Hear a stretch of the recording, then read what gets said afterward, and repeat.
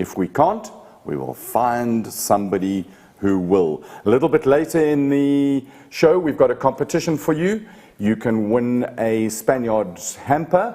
And that's a very, very simple question. Everybody, all the nice people should know it.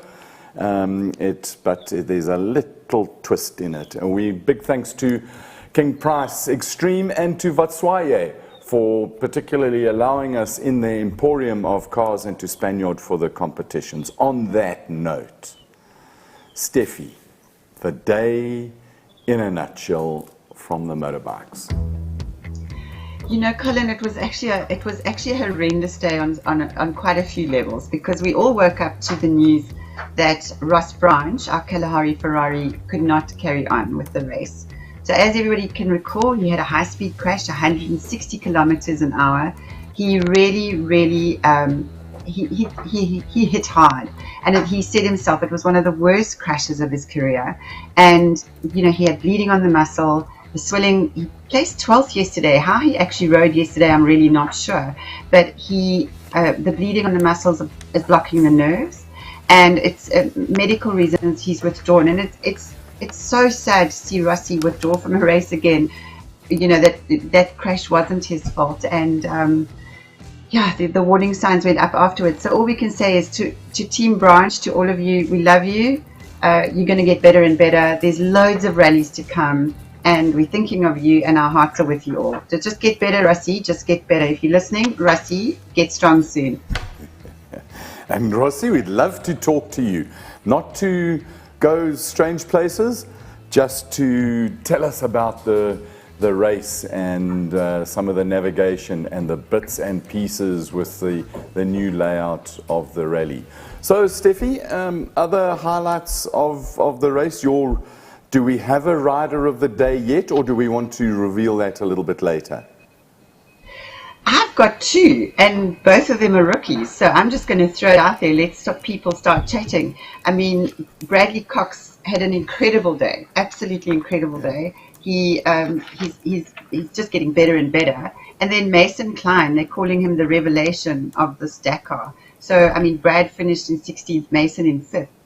They're both rookies. They both ride for the Baz Dakar KTM racing team. And incredible, Mason was only 8 minutes off the leader. Bradley only 18 minutes off the leader. You know, for their first Dakar, I'm going to call that. You know, the other guys have got loads of experience. I'm all for the babies, you know that. And yeah, so I'm going to call the two, Mason and Brad. Absolutely. I mean, they're duking it out in the rookie category. They're doing us. Brad is just having a phenomenal race, and he actually thought he was going faster than he was, but we'll talk about that later. So yeah, who's your rider of the day, Carl? I don't know yet. I haven't made up my mind. I know nothing about the bikes, but I'll just have to go with definitely Daniel Petrucci, because Daniel Petrucci. But okay, so we're obviously talking about Danilo. I'll go with that as well. I mean, at one stage he was running in the top 20. He finished down in 25th, and he's moved up on the overall. But I mean, yeah, absolutely phenomenal again. And he's much loved by the whole world. I mean, he's got an incredible following, and it's doing the Dakar Rally so much good, because he's bringing in a whole different angle, a whole different energy and, you know, spectator platform to the rally itself, which is fabulous, absolutely fabulous. I think the other thing, Steffi, is that he's taking the news of Dakar to MotoGP and to a wider audience. And, you know, each year the coverage and the exposure that Dakar gets goes wider and wider with some of the people that come in. And certainly he's a character who's come in and certainly vindicated the choice to come back and race. To cross over. Here's a crazy idea. If he hadn't have crashed, yes. Here's a crazy idea. There's a certain MotoGP star that retired last year, and he's messing around with Ferraris in the Dubai 24-hour race and things like that. You know, could we see him in Dakar? That would be pretty cool. Yeah, but it may be in a car. With age comes the cash. Valentino Rossi. No, I don't think he would ever do that. Let's stay on piste.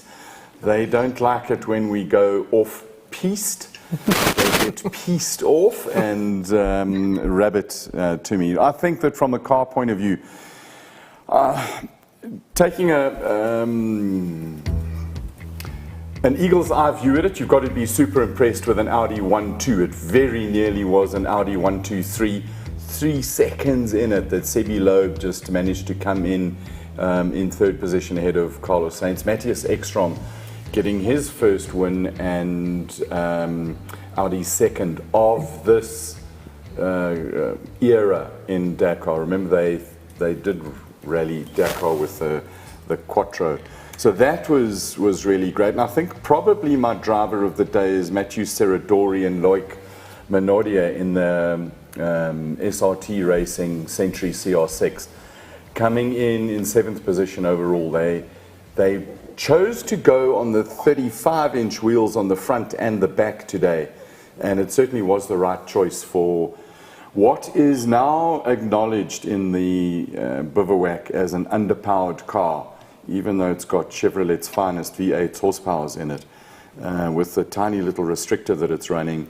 They battle in the really soft stuff, and I think that's my drive of the day. Nasser Alateo and Matthew Baumel down in 11th position. First time he's out of the top 10 this race. His lead has shrunken a little bit, and he had some issues with the back differential, and it varies from being a front-wheel drive Toyota Hilux to a very, very noisy back axle. So they would have got that car in. What would be of a little bit of a worry is that it was a brand new, or a new unit that was fitted yesterday on Saturday in the Raceday. So it's only done 1.5 stages, and that might be a little bit of a worry. But no doubt the All-Speed guys will pull it out, strip it down, find exactly what was going on, and get it fixed. And then I suppose we've got to have a shout out for the rest of the Century guys. There was another roll, but we'll get back to that when we talk a little bit more on the cars. Andrew, from the social side, are people being nice and thinking before they write yet? Have they learned their lessons? At the moment, yes. Well, we're all doing well. Lots of love for Ross. El Camino's come through and said he rode like a champion, and I think it was hugely gutsy for him to go out yesterday and even attempt that, with the injuries that he had, bleeding into the muscle. Never nice. I think the thing that gets of a real worrying nature is clearly he got bashed around in his neck region, and when the nerves get trapped in the neck and it starts affecting your legs, you don't want to carry on a bike. Or your arms, for that matter. No, you don't mess with the nerves. Any other comments you've got? Remember, we've got a competition. Stay tuned for the competition. And you truck lovers, we have something for you, for the Kamazes. And yes, the Russians persuaded us. They came over, had a visit, and we'll show you some Kamazes, the beasts of the desert as they float through the sand. Absolutely magnificent. Yes, we were talking of comments. Yep, lots of comments about the Audi. Clearly, the load shedding was suspended in the Audi. Read one that highlight. Give us a name and a comment, and let's talk to it. Right. Don't be afraid of. Johannes Etzebeth says, yes, after rest, they had an extra 24 hours to charge the batteries.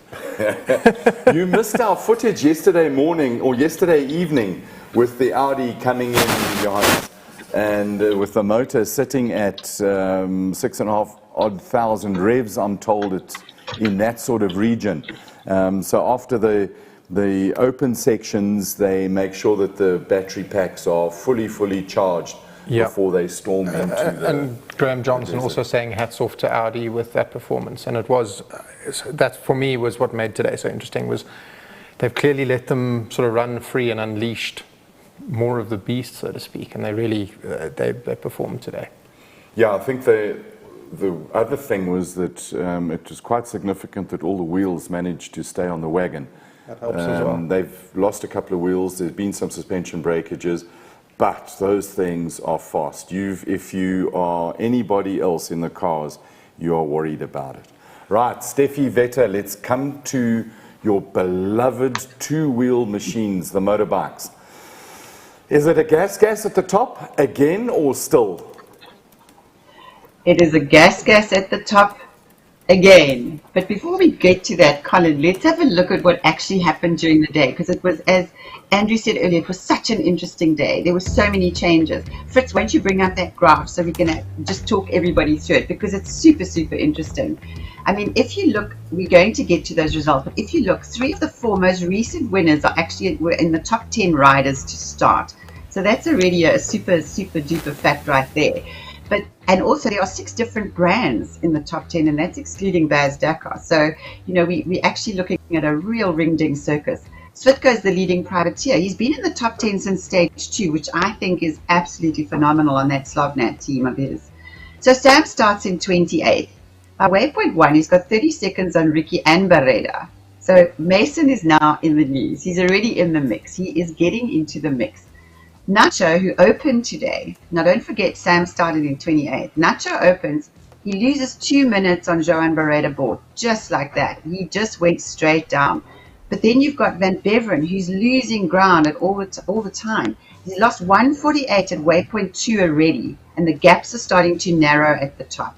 I mean, they really, really are. By waypoint 2, Sam Sunderland has got a lead of over 130 over both Barreda and 145 over Matthijs Valkner. Adrian's now lost 3.5 minutes to Sam Sunderland, Adrian Van Beveren on the Yamaha. So then we've got Danilo Petrucci, your beloved Danilo, Colin. He starts in 47th. He has admitted to getting lost along the way. He then bumps himself straight up into the top 20. But bear in mind, there's lots of good tracks to follow as well. And by 280 kilometers, Sam is 2 minutes ahead of Valkner, and he's now the virtual overall leader of the race. He's the leader in the GC. He increases his lead as he goes to 321 kilometers, and by the end of the day, he's top of the leaderboard in the GC. I mean, can it get any more exciting and complicated with only 8 minutes between the top 5? I've lost you. Unbelievable how quick they are running. It's just close, really close. It's so close. We had really this close. discussion how it's just gone all over the place. It's like a washing machine. I had to laugh today though, because Sam's opening the road tomorrow, and he just said, "May the navigation gods be with me," literally, because that's it's going to happen again. But it's super for Gas. I mean, don't forget Gas and Husky have only got one rider in the race. Sam is on his own because Danny Chucky Sanders is out, So and it's Luciano Husky, Benavides and Yamaha all with one. No. Yamaha have still got Andrew Short, so it's Adrian Van Beveren and Andrew Short, his Rossi's teammates, and Andrew's sitting just outside of the top 10. So Andrew, don't crucify me, people. I think he's lying 11th overall on the GC. So they've still got game. They've still got game coming. But let's have a look at what happened on stage. Okay, so you've got Sam on the gas, 3 hours. 48 minutes and 2 seconds. That name again, the Hondas, the Pablo Quintanilla on the Honda is coming straight through. Matthijs Valkner comes rushing from the back. Now, if you look at where they start, 27th, 12th, and 24th. And again, it goes to what we were saying, that, the elastic band snaps the other way every day. All of a sudden, Ricky Breivik pops up on the Honda, 6.5 minutes off the pace, with the revelation of the Dakar Mason Klein from the Baz Dakar racing team. We've got Toby Price. I'm sure Gina Pinto will be very happy about the KTM being in 6th place, with Luciano Benavides on the Husky in 7th, Joaquin Rodriguez, J-Rod and the Hero Motorsports in 8th, with Adrian Van Beveren dropping down the leaderboard to 9th, causing that loss to the overall lead, with Johan Barreda on the Honda in 10th. You've basically got all the top teams vying for it. There's only 12 minutes in that stage, nothing to go on. Sort of finishing just outside the top 10, I suppose, from Van Beveren, Corneo, Kevin Benavides. They down the back, they've got open tracks. They're going to go hunting. They're definitely going to go hunting. But let's just have a look at, for me, as I said earlier, it's my rider, one of my riders of the day. Bradley Cox finishes in 16th position. 18 minutes off Sam Sunderland. And this is the boy who said he's going to take it easy. I mean, he said he's going to tap back a wee bit. We're going to play a short clip from Brad a wee bit later. Aaron Marais, our other South African on the Hero in 25th. And our Malamoto boys, I cannot believe, and I'm so proud of them, Sharon and JK, consistently placing in the 40s. It's absolutely nuts. These are the guys that do everything for themselves. And then you've got our Stuart, Walter, and Badner with Paolo bringing up, the 80s to the 100s, but they're doing what they have to do. They're doing, they're keeping going. They want that medal. So, I mean, our boys are performing. Can I just welcome Stuart Gregory to the audience? Thank you very much for watching, Stuart. And we'd like to talk to you tomorrow with a review in your mind of how quick the Audi is in the dunes. You made a comment on the site. Thank you very much. What did he say? The Audi is super quick in the dunes. Yeah. Yeah. Thanks a lot, Stuart. And how fast did he go past you, Stuart? Steffi, we've also had a comment from Yuri Buerta saying many privateer riders and our rookies have outshone the factory riders, and I think there'll be a few changes coming for Dakar 23. And I think that's right. A lot of the privateers have really done a fantastic job. They are doing it, and they continue to do a fantastic job. If you look at what Sharon and JK are doing in the original bimodal, they 5th and 7th, 20th and 24th. It's crazy. And then you actually look at the other young riders. There's riders all over the place. The talent pool, the gene pool has just got so much bigger. Yeah, it really has. And I think there's such a nice crop coming through. I mean, there's something to watch, over the next 5 or 6 Dakars, provided they can get the budget to be there. Exciting times they are. They are really But you know what, Colin, we have to, with Stuart on board before he goes to sleep, let's see how Stuart's day went, because it wasn't the easiest of days. It was the longest. It was really saddle time. I mean, they must have been so numb when they got home. Here's what Stuart said. Hello, how was the day today? Yeah, it was a tough day. They were really soft dunes, so like 200 k's of very soft dunes, the hardest ones we've had so far. So yeah, that was tough, and then fast after that. But yeah, proper day to Dakar today. 800 k's, over 10 hours on the bike. But I was always worried for today. I think today was going to be the hardest day, and it's pretty tough. But one step closer to Jeddah. Thank you so much. Steffi, there's something, we said at the beginning of Dakar that this is a race of endurance and fatigue. And 2 days ago, they were chilling out in slops and shorts and T-shirts in the rest day or the non-racing day. And we've had 2 days of racing, and the body's now got back into it. There's 4 stages left. Those are going to be needing a lot of deep digging. You can see the fatigue or the tiredness on Stuart's face there. And Stuart, you've got to go to sleep early, but you just get that rest. You need it to go and have another great ride tomorrow. And so it affects them all. Eh? Yeah, it's a war of attrition. The speed at the top, the slog at the bottom. It's all relative. And even Walter, our hearts are just with Walter. We just want Walter to finish. Walter had a good day. He's taking strain as well. His hands are taking strain, the constantness on the bike, but you can see the fatigue setting in. And that is going to impound every day as they go until they get to Jeddah, because they will get to Jeddah. Stuart, you will get to Jeddah, and so will the other boys. Listen to what Walter had to say, though. It's almost a flip of a coin, but don't forget, Walter's with the Baz Dakar team, Baz Dakar KTM racing team, and he's not fixing his bike, he's not getting his food, he has to do everything himself. He doesn't have to do everything himself, so listen to Walter. Let's reflect on the day, man. Sure. Chasing the sunset, eh? Yeah. Well done, man. You came in. No, thank you. And was it okay day or? It was a good day. Good. You did what you came here to do. Finish before the daylight. Yeah, and I'm starting to like the dunes a lot more. I'm starting to understand it better. Okay, good. So it's going good. My hands suffered a bit to the end. It was just so much rattling and they're bouncing around. Tired, yeah. So I slacked off a bit just not to, you know, take myself out of the race. That's a good thing. Feeling good. Another and, day gone, boy. Yeah, I'm glad I'm finished, man. Well done, man. Well done. Love the cameraman, So proud Alfie of- Cox.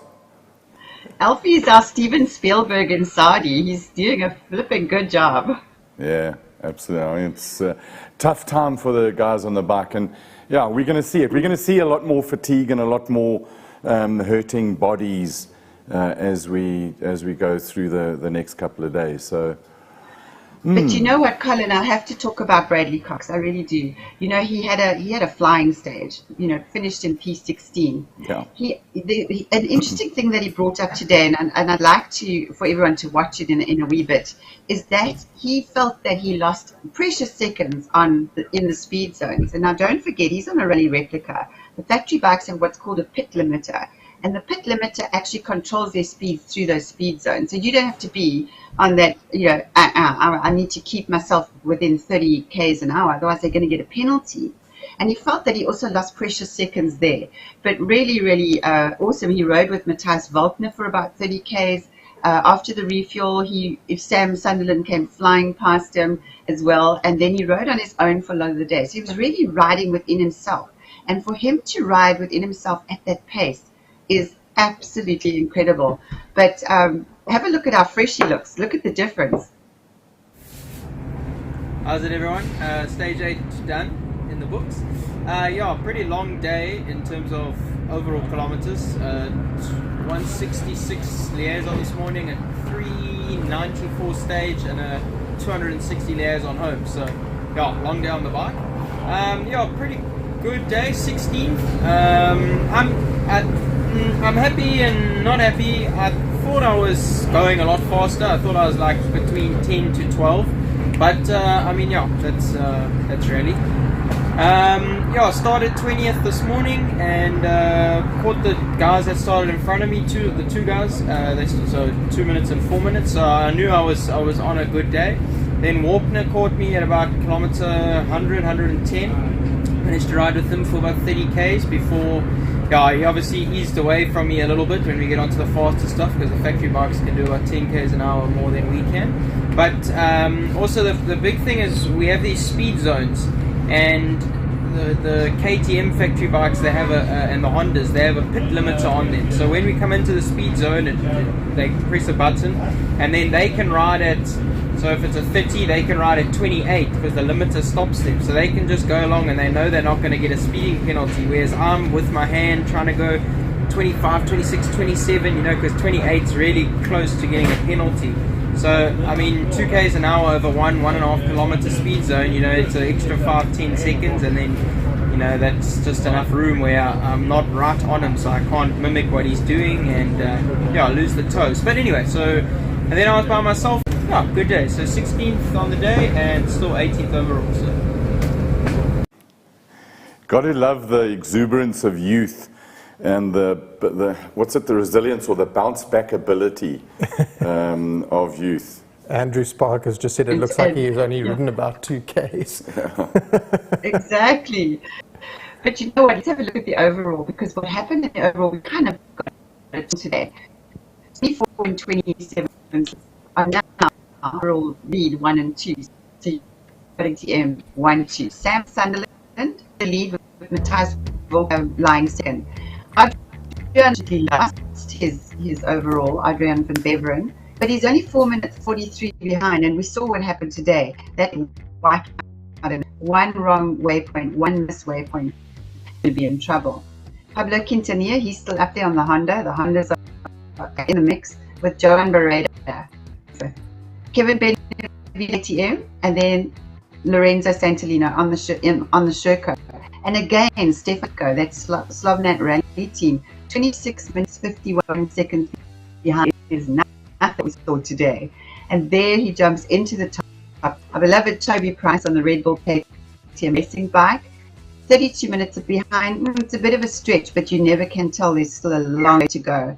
And Mason Klein comes back in top 10. Rookie on his maiden Dakar, 35 minutes behind the lead. Absolutely incredible. You've got Andrew, Nacho, and Ricky. So you've got Yamaha, Honda, and Honda all growling in at the top right there. Same sort of time differences, not going to be difficult. Erin Murray slipped back to 17 on the Hero with Bradley Cox in 18th. I love it. I'm so excited for him. He's got a massive future ahead of him. Sharon Moore, I placed 37th. Insanely great placing overall for our Malamoto boy. He's just doing a phenomenal job out there with JK, John Kelly from Botswana, who's the only Botswana left in the race, so he's flying that flag high in 48th. Stewart, Walter, and Wagner are 68th, 88th, and 97th overall, which is still a phenomenal showing. I'm super proud of these guys. They are doing the most incredible job in the desert. And another day gone. We're on our way to Jeddah. And you forgot bike number 90, Danila Petrucci, is 20 hours and 9 minutes and 30 seconds behind the leader.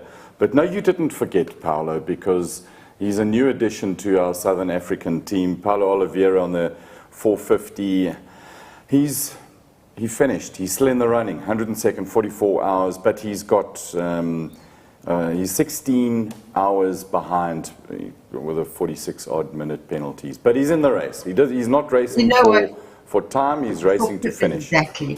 And when you get that medal, it doesn't matter if you were 16 hours or 116 hours behind. You get your medal, and that's what they're there for. One of those things, you know, you speak to a lot of competitive sports people, and they will set an objective, and many of the riders that have gone to this race aim for a top 20, and if they don't get for a top 20, then it's almost like you don't want to know your position.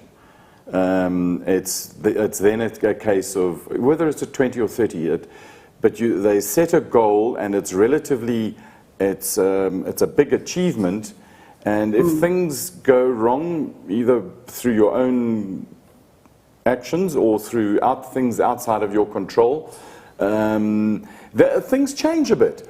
And then it becomes, right, who cares about the position? Let's just go and do it. But we as fans, we are consumed by the numbers and the rankings and the positions. Also, these guys know that you're not going to learn about Dakar if you're on the flight back home after 3 days. You've got to put the miles in the desert. You've got to learn about those dunes. You've got to learn about what goes into that race. It's such a unique event, and I think a lot of them have, play your joker card and go get back in the race. Yeah. Whether you be last, doesn't matter. You're getting the miles under the belt. It's lessons you can take away for next year, which is vital. When we get to, let's just talk about it now. That comment was exactly what Glyn said about Henk. Henk Lateghan and Brett Cummings have got a massive future at Dakar. They will win this race, and they will win it soon. But to not finish now, just takes away so much learning opportunities. The guys who are regularly winning have many, many years of experience, and every stage that they complete. I mean, they've completed 12 stages now in that tour. So, you're the guys, they're getting their money's worth, they're getting their experience. Mm-hmm. Steffi, we know that you've got some deadlines, and if you would like to sort your deadlines out, I think are you happy with what we've said about the bike so far? I'm very, very happy. I've got to play my joker card now because I've got other commitments. So I'm going to have to love and leave you guys, but I'm sure you're going to have a fantastic show. I just want to send a big shout out to the guys in Saudi who are with you all the way, every single day, every single kilometer. And we can't wait for Friday. But I'll see you guys tomorrow. Lovely. Steffi Vetter from the Southern African Dakar Group. Thank you so much for the knowledge that you bring to this show. I really, really appreciate it. And play that joker, slam it on the table, and good luck for the rest of the evening. Really, thanks, guys. Thanks, everybody. Thanks, Fritz and Henk. Good night. Cheers. She knows so much about stuff. I think absolutely amazing. Also, the energy she brings to our show is so important. And she gives us some momentum. She gives us some energy. God knows we would battle with bikes a little bit, just the two of us. Actually, we'd battle a lot. A whole lot. A whole lot. And I'd have Ian Pepper phoning me again, telling me that I know nothing about bikes. Yes, Everyone Ian, would be on a Husqvarna if it was I us. know. Well, no, not on a Husqvarna. We'd all be driving Kawasaki's. That's right.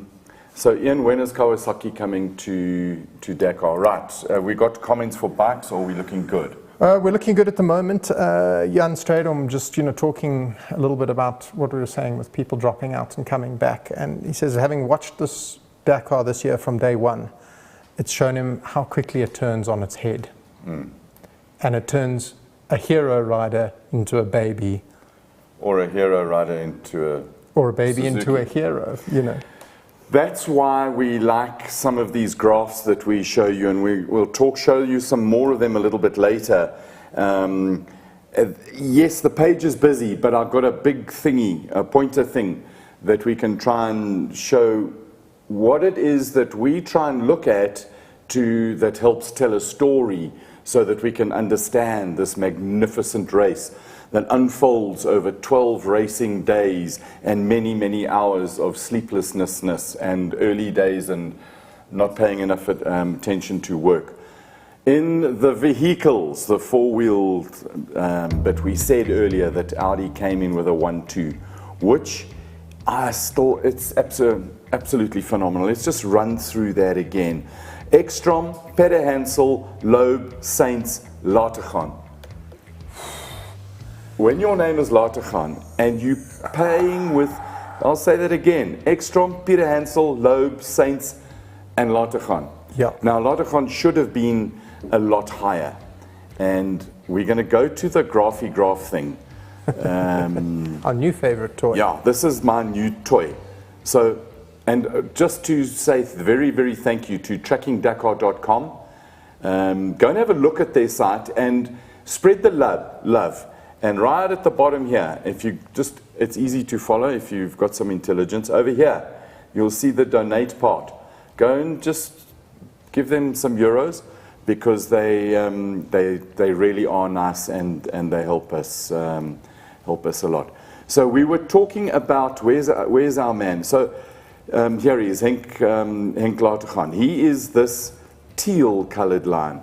So he comes out of the blocks at 22nd. By the first waypoint, or second waypoint, which is here, he's lying fourth now. So his number is 225 that we're looking for.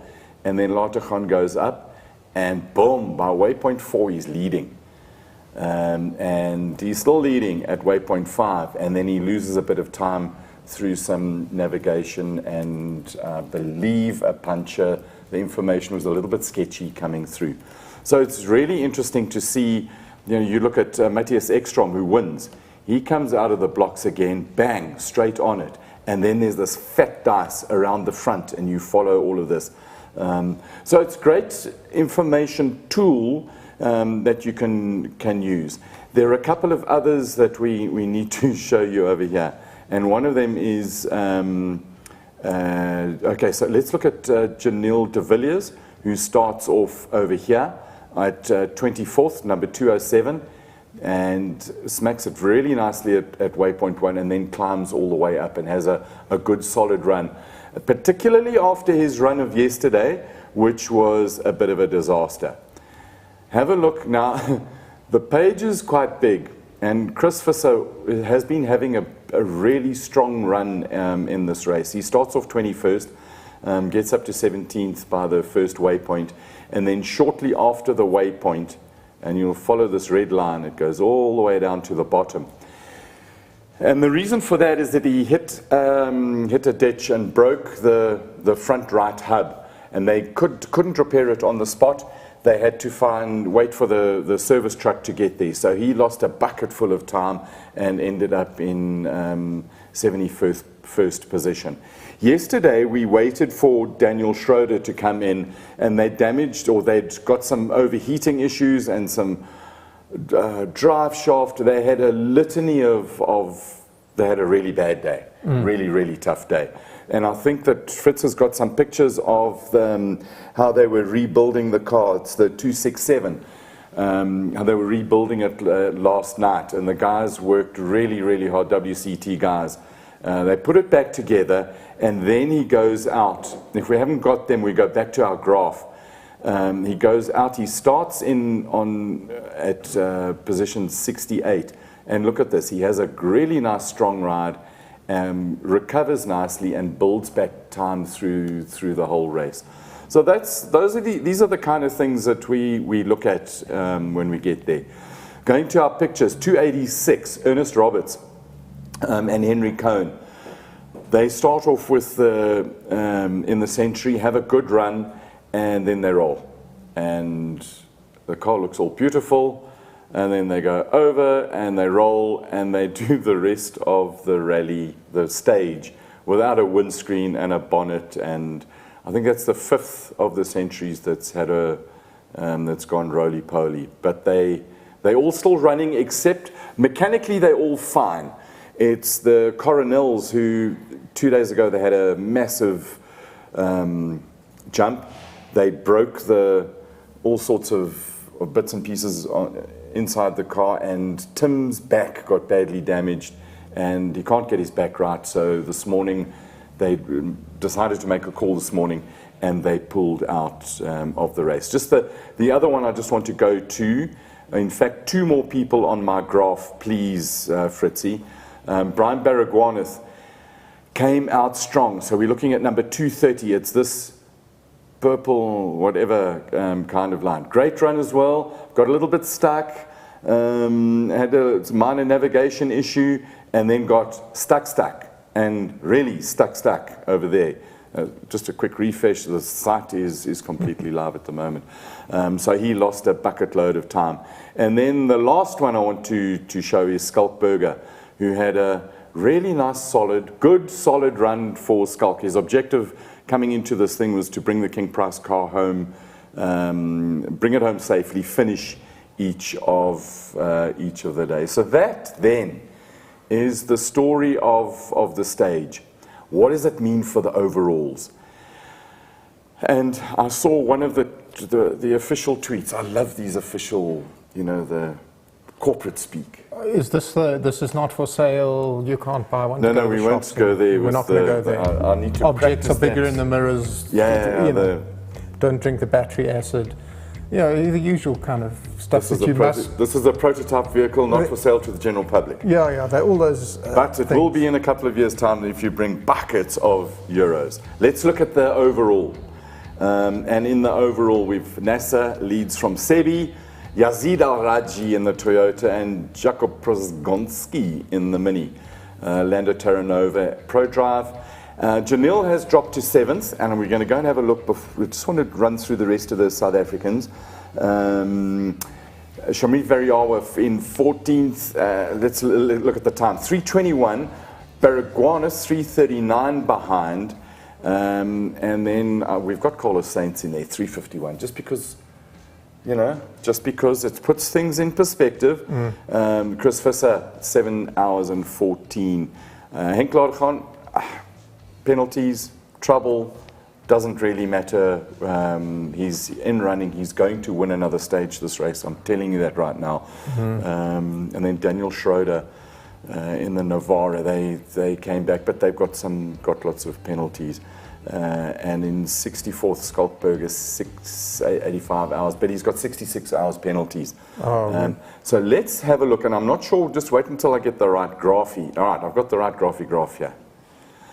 And in this graph, it shows you some of this is indicating from the stages at the top here, and drivers down here, and where they started off, and where they are, in fact, where they are now, of the overall position. Nasser goes out, and the relative gap, it's not the time, it's just the position. So Nasser's led all the way. Sebi had a minor little glitch. But now this is the one that you have a look at. De Villiers goes from 4th. You'll recall that really terrible day that he had, and then he's bounced back. Yesterday was another not so good day for him.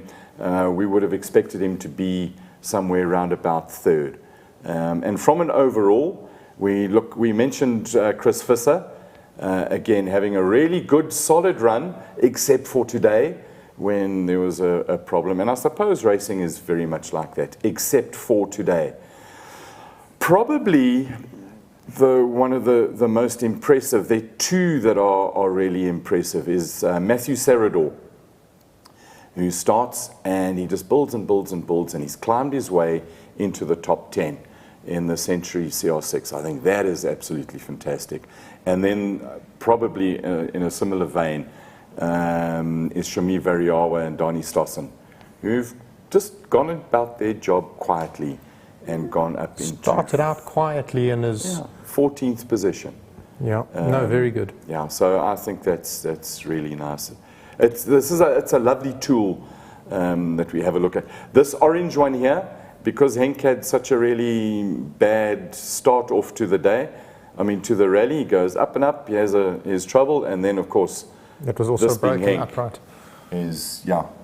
So there's issues on the cars with. I think we're going to start seeing now things are used up, even though they got lots of new parts thrown at them over the rest, and no doubt they will be inspecting all sorts of parts and making sure the diff on Nasser's car will be a big one they'll look at.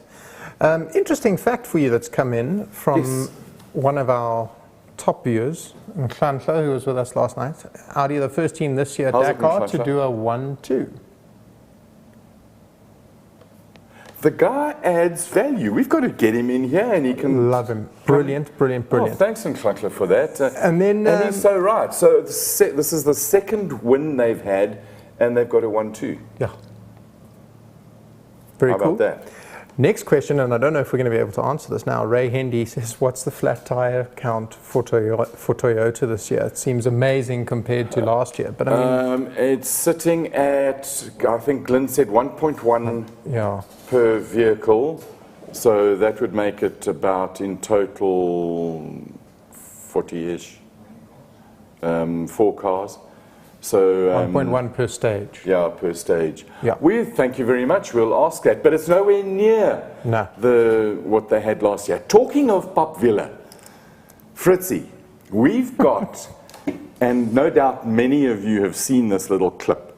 It's a pit stop comparison, and you know when we're driving down the road in our Ford Ranger 4x4s, and we stop to help the guys with the Land Cruisers who need some help with a flat wheel, and it probably takes us about 10 minutes to change a wheel. And many of us look at Dakar and say, well, hell, newsflash, chaps, check this out. We've got a pit stop comparison between Nasser and Matthew, and I think it's Sebi Loeb and Fabian Erkon in it. Check this out. Okay, so they stop and get out, the watches start.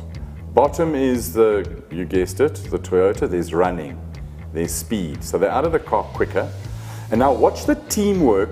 The Toyota's wheel is under the cabin and the Hunter is standing upright in front of the wheel. So the hydraulic jacks up. One guy takes a wheel off for the Toyota. This is a well-drilled pit stop. You will see the answers at the end. So that's 30 seconds gone by, the wheel's gone on the Toyota, and the wheel's getting put back into its hiding place on the Hunter.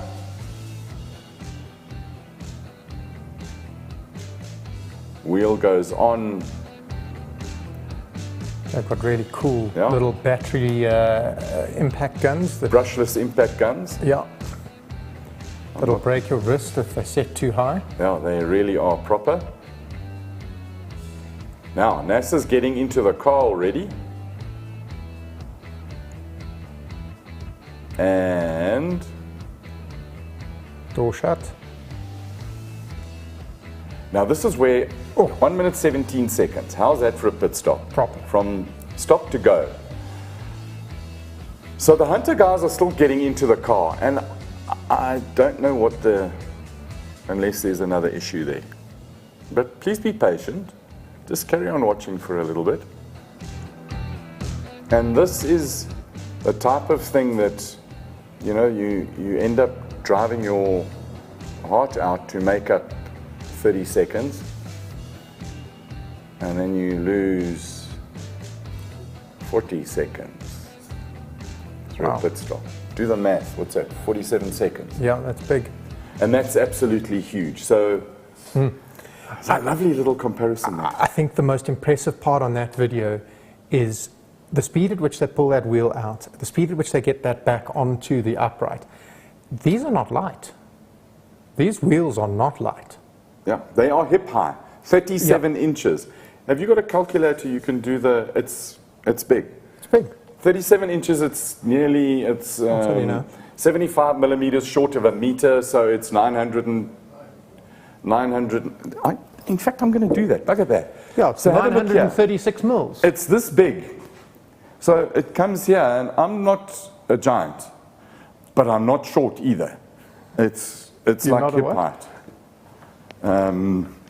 So, And they weigh a lot. 45 kilos. Weighs more than a hamburger. Definitely more than a hamburger.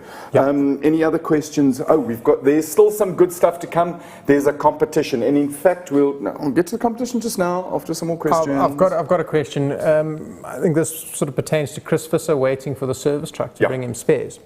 How many service trucks can a team have?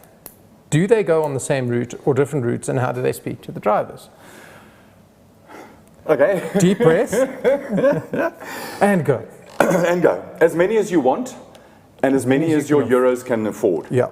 So the years gone by, the way it worked was when the Dakar was still in North Africa, the rich teams would go to the trucks and say to them, please sir, will you carry some spares for me? Here's some few euros. And that has developed into a massive business where now there are teams that race Dakar. So you've got a driver who's a Dakar racer. He's got a truck, and a racing truck, proper, and they race in the 500s. They've got a race number, and they score points and all the rest of it.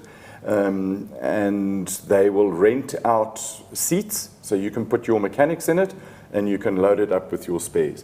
So in this particular case, on the Century side, they've got one truck, and they've got a lot of spares in it. And that truck, they follow the exact same route, and they talk to each other via satellite phones and cell phones. So, and there's relaying of messages back from the car into the bivouac into the truck, and as I said cell phones, I knew somebody was going to say something about the cell phones. Nobody said anything yet, but I remember this fight from last year. Yes. So before we get the fight, and before you go mad on your keyboards, the cell phones are in a box with a seal and... Okay, for the priority drivers. Yes. Your phone is in a box and it's in a seal. Yes. And the idea is that if they get to the end of the section and your seal is broken, you need to do some please explaining. And they also look very much for Bluetoothing and stuff like that. In fact, the female Guterres on the side-by-sides got fined because she had a Bluetooth connection in her phone. I mean, in her helmet. So she got a 1,200 euro fine. Ouch. So you can use your cell phone outside of the car when you are stationary. So you stopped, you get out of the car, and you phone the AA for help. And you break the seal. Yeah, if you're a priority driver. And there's no problem with that. If you are outside the car. With the priority cars, there's also cameras, monitoring cameras inside the car. And so there's cameras from the back and from the front. And in particular, the cameras need to see the co-driver's, this part of his body. Yes. So that they can see what's going on. So nobody's got any stories about who did what for what and all the rest of it. So I hope that answers the question of, you phone for help, your race truck carries all the spares, you can have as many race trucks as you want, but they are very expensive. They come with big euro bills. Yeah, and I think it was Julian Hardy that mentioned last year when they wanted to get some spares on a truck. At the last minute, the guy wanted 6,000 euros for the stage or something stupid like that. No, they get a lot of profiteering. Profiteering. It's come time for our Spaniard competition. And in order for us to do this properly, so that I don't get accused of not having the answers, in a sealed envelope that's in our safe, monitored by our judges and our security cameras, is the question with the answer. I shall now read from the script for the question. And the question goes, for our Spaniard hamper, which is really cool, it's got some stuff, what are the products that are used over there. Before I ask a question, we've got some truck content coming up for you, and we've got some other very interesting stuff coming from... Before we move on. Yes. We've had Graham Johnson come in and say he challenges us to do a wheel change with a stopwatch on the screen, just to put into perspective what those guys did in the... Okay, so what's the challenge? What's at stake? Well, I don't think there's anything at stake. I think it's just to put it into perspective for the viewer. Okay, tomorrow we'll start with this. Think of a time that Andrew and I will do on this vehicle here, from wheel off to wheel on. We're not going to go and... Yeah, it's difficult. We'll take the wheel off, we'll put it on the ground, and then we'll put it back. I mean, just for realsies. Yeah. So we'll do this. We've also got to start it, and there's stuff to do. But we'll have a go. Eh? Yeah, why not? Have we got a decent gun? Yeah, I think I've got one. We've got one. Yeah. Okay. That'll be fun. I think we'll get the Paoli from WCT. Now that's cheap. Paoli. Right, the question for the Spaniard hamper, and I shall read. How many consecutive Dakars has Janelle De Villiers competed in? So, for those of you who are hard of hearing, how many consecutive Dakars has G de V competed in? So, answers in the comments, feel free. It's a tricky one, this. You will have to do, this is what's up for grabs, this is a Sparko box. There's some what you will know is copper slip, brilliant stuff, engine cleaner for all the stuff, and then there's two other products that you'll know. Spark, it stops squeaks, especially from mice and other squeaky things, and then when you need to clean it up, then you use the brake cleaner. This is the finest brake cleaner in the world. They also make it in a king-size can that is bigger than big. And then I didn't realize, I thought, Andrew, I didn't know that you got silicone spray like this. I thought it was all came in little packages. Finest substance invented in the history of the world is silicone. You, our viewers, said that you loved trucks, racing trucks, Dakar racing trucks. Well, we have some gratuitous footage for you. Enjoy. Because this is lekker. This is racing trucks. And this is for fun. Turn the volume up.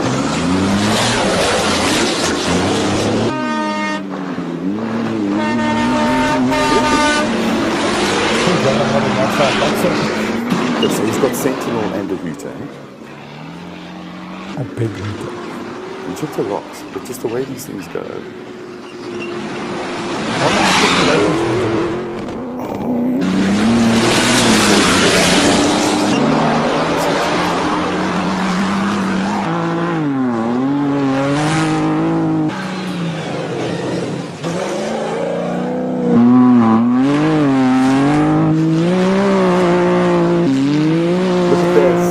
Degrees over the dune lip, side by sides. These things are quick, man.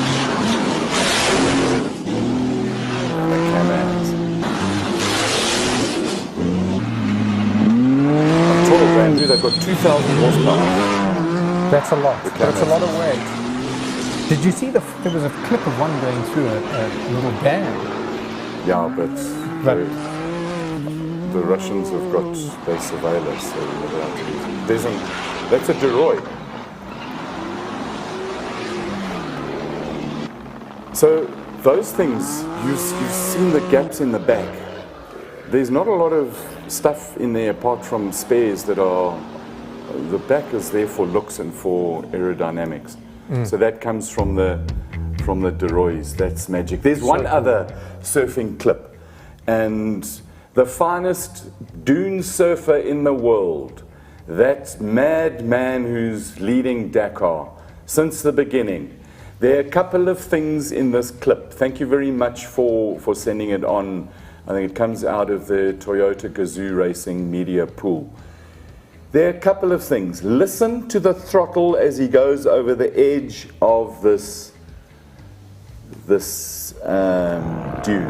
It is, just watch this guy. This is an artist at work. Listen and watch.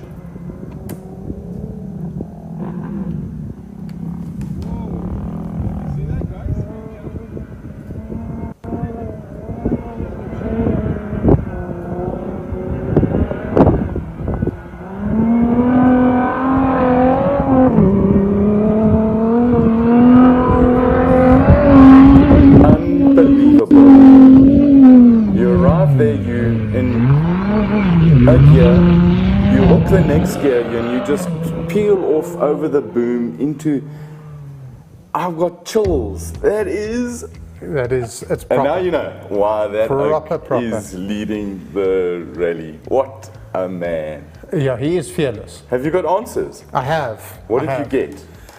Tell me the number first. Is there a wrong one or a right one? Because you know what the right We've got one right one. The right one is... We've got technicalities too. Is that one? Okay, correct. Tell me the technicality. Glenn Theron has come along and said 18 excluding the year Dakar was cancelled. There's your technicality, Colin. Okay, with the answers closed before the show tomorrow. I'm not saying whether he's right or whether he's wrong, but I wouldn't have put that number down. I wouldn't have either, no. Absolutely not. So there we go. Let's throw that rat in amongst the pigeons and other things. First, I have to thank Spaniard Tracy for coming in and giving the stuff, and Quibus from Sparko for the new shirts that he's busy making for us. I think they look absolutely magnificent, Quibus. We will wear them with pride. And also KingPriceXtreme for what they've done for us to make this possible, and we're very grateful for them. So we always believe that one should support companies that support motor racing. So macadamia nuts for Stuart Gregory, King Price, Sparko, Spaniard, and there are many, many others.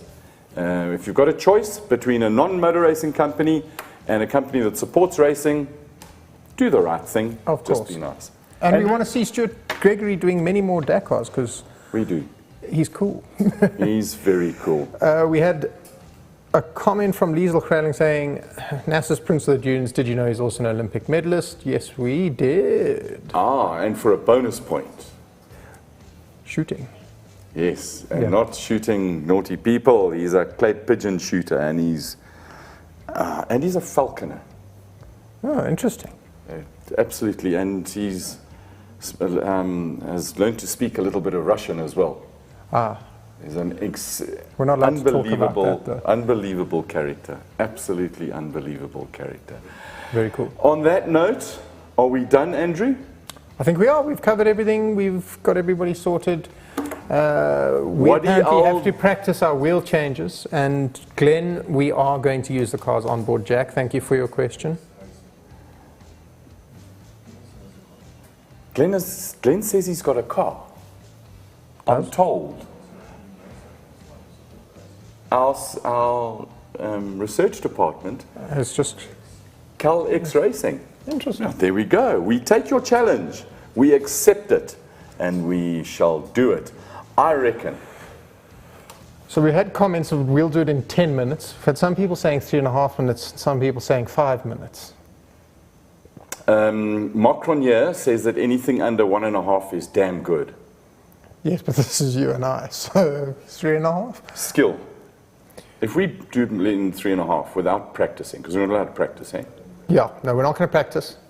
And apparently one of us has to get in and out. Okay. Both, in and out. Okay, we'll get in and out. Technical says both. Technical. Wish Technical knew anything about a fair challenge, but they don't. Yeah, well, they always come with the... Okay, I'm not going there. I promise them there's a road that I'm told I'm not allowed to go down. It is barred. It is verboten territory. So I won't go there. Is it a short road? Go away, Andrew. So tomorrow is a medium-sized stage. It's 491 kilometers. And it's a loop, so the service guys are really happy. It's a loop around Wadi Al Dawasa, 204 in liaison and 287 kilometers in racing. On that note, we thank you for watching. We thank you for being kind, and thank you for those who apologized to Janelle and sent him some really good messages. We do appreciate it. Remember this. Thank your staff always, to Fritz and Henk and Peter, and to you, Andrew, thank you very much for coming in. They're trying to make me say it, and I will not. Have a wonderful evening. Thank you for watching. Be nice, be happy, and we'll see you tomorrow at 7. Cheers. Cheers.